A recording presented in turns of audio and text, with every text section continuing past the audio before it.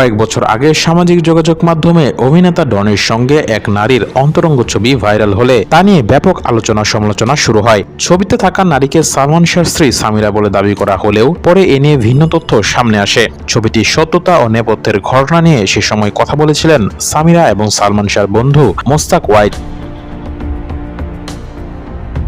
সালমান শাহর মৃত্যুর পর মোস্তাককে বিয়ে করেছিলেন সামিরা। পরবর্তী সময়ে তাদের দাম্পত্য জীবনের বিচ্ছেদ ঘটে। তবে ছবিটি নিয়ে আলোচনার সময় মোস্তাক দাবি করেছিলেন ভাইরাল হওয়া ছবিতে ডনের সঙ্গে থাকা নারী সামিরা নন, তিনি অভিনেত্রী সাবরিনা।